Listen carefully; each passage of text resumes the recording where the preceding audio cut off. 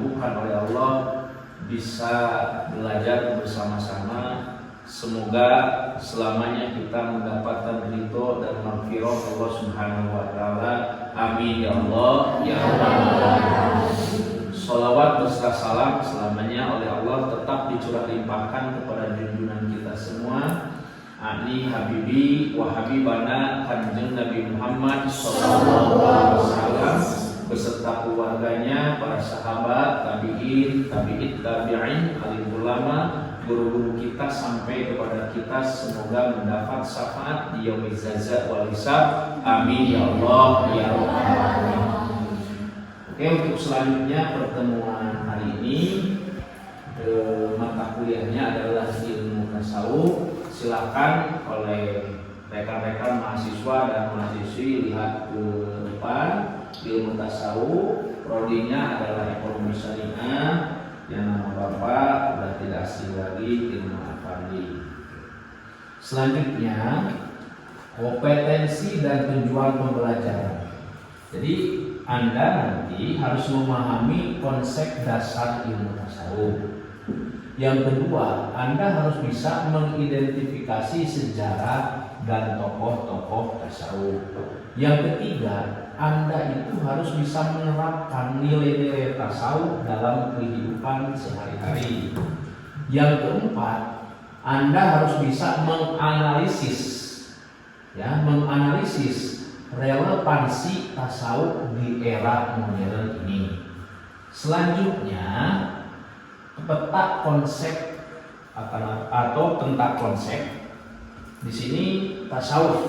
Jadi tasawuf itu adalah ajaran agama Islam yang lebih kepada tazkiyatun nafsi, membersihkan hati untuk menyempurnakan akhlak kita kepada Allah Subhanahu wa taala. Akhlak adalah tingkah laku budi pekerti, karena seluruh ilmu, seluruh ibadah bermuaranya kepada akhlak. Walaupun ilmunya tinggi tapi tidak berakhlak, dia tidak akan sempurna. Sebagaimana hadis Nabi Muhammad SAW, innama bu'isu li utammima makarimah. Jadi seluruh ilmu itu, seluruh ibadah itu bermuaranya kepada akhlakul karimah. Nah, di sini ya. Lalu nanti setelah akhlaknya betul-betul sempurna, akan mewujudkan ihsan. Ihsan itu adalah berbuat baik. Pada dasarnya ihsan itu merasa diawasi oleh Allah. Kita kan semuanya baru yakin. Bahkan seluruh umat yang ada di dunia ini, termasuk kita yang hadir di sini, yang namanya ihsan itu baru yakin Allah tuh melihat kita, Allah tuh meneliti kita, Allah tuh mengetahui kita. Pada dasarnya gimana supaya ihsan itu lebih ke dalam? Kita merasa dilihat, merasa diawasi. Kalau kita sudah merasa dilihat, merasa diawasi, setiap tingkah laku kita, mata memandang, kaki melangkah, hati mengira, tangan meraba, itu ada di dalam hidupnya Allah Subhanahu wa taala. Selanjutnya sejarah tasawuf.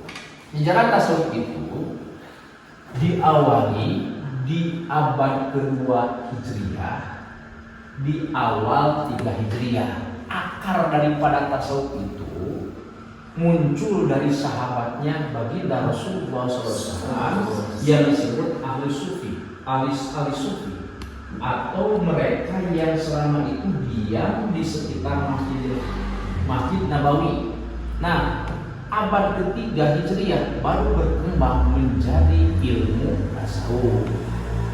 Tokoh-tokohnya banyak, diantaranya yang diketahui banyak orang, contoh Ibnu Arabi, Al-Ghazali, Jalaluddin Ar-Rumi dan sebagainya. Itu ajaran-ajaran mereka itu betul-betul penuh dengan makna untuk tazkiyatun nafs. Sekarang lanjut praktek tasawuf. Praktek tasawuf itu berupa zikir. Zikir itu kalimatnya menyebut Allah. Ya. Makanya kita jangan sampai cuma menyebut Allah, tetapi gimana kita bisa mengingat Allah. Disebut dzikrullah. Setelah kita dzikrullah mengingat Allah, baru kita dzikrul muhasabah, mengingat-ingat kekurangan dan kesalahan pribadi. Setelah itu adalah naik lagi levelnya menjadi dzikrul maut, ingat akan kematian. Kalau seseorang ingat akan kematian, akan mempersiapkan bekal untuk akhirat. Sebagaimana di dalam kitab Rasulullah dijelaskan oleh Abu Bakar Siddiq radhiyallahu an, man dakhalal qabra bila jadin faka'annamal bahru bila safinah. Barang siapa orang yang naik perahu, barang siapa orang yang mengarungi lautan tanpa memakai perahu pasti akan tenggelam. Nah, setelah itu tazkiyah itu artinya membersihkan hati dari penyakit hati, sombong, iri, dengki dan sebagainya. Itu diaplikasikan di dalam kehidupan sehari-hari. Cukup ya, peta konsep sudah paham ya? Oke, untuk selanjutnya ini materi inti. Materi inti ini tolong rekan-rekan mahasiswa dan mahasiswi semua dibagi 5 kelompok. Silakan ditulis ke depan salah satunya. Oke, mahasiswi silakan tulis ke depan, dibagi 5 kelompok. Oke. Tulis kelompok 1 itu satu adalah pengertian tasawuf. Jadi materi kelompok 1 pengertian tasawuf. Pengertian tasawuf.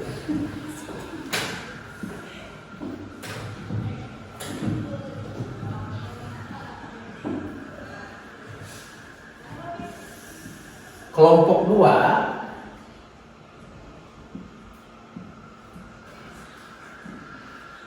sejarah dan perkembangan tasawuf.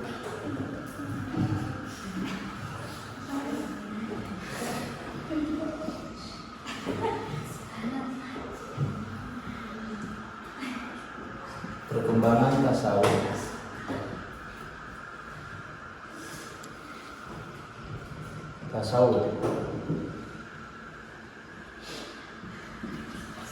Oke, next number 3. Prinsip dan nilai tasawuf. Kelompok 3, prinsip dan nilai tasawuf.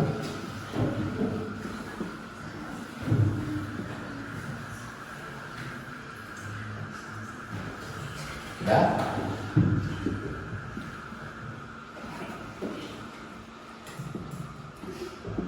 Oke. Selanjutnya kelompok 4, tokoh-tokoh utama tasawuf. Tokoh-tokoh utama tasawuf. Tokoh-tokoh utama tasawuf.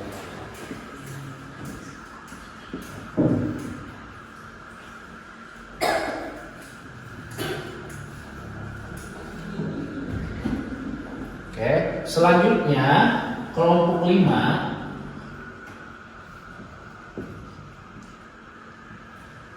Kelompok 5, relevansi tasawuf dalam kehidupan.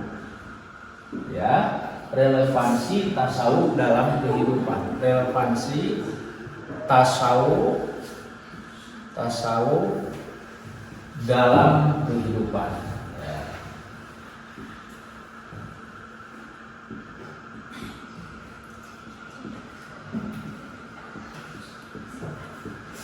Ya, oke.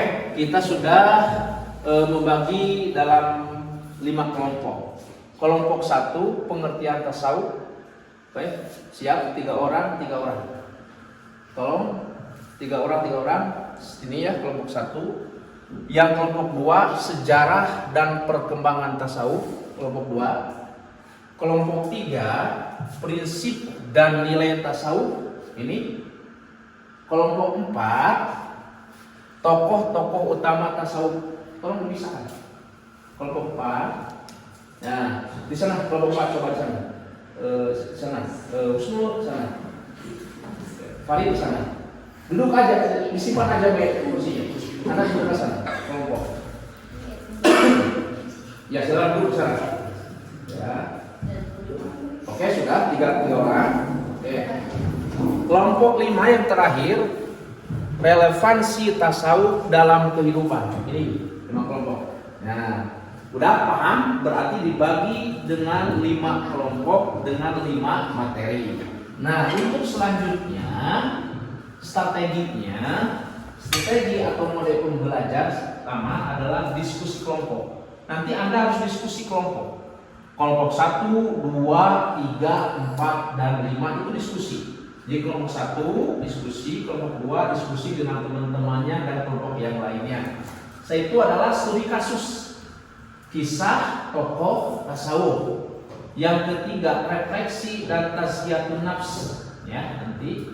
Nah, yang terakhir setelah hasil itu baru Anda per kelompok Anda harus mempresentasikan hasil dari diskusi Anda. Jadi tiap minggu ketemu dengan Bapak, kelompok 1 harus siap mempresentasikan hasil diskusinya. Itu kelompok 2 juga sama.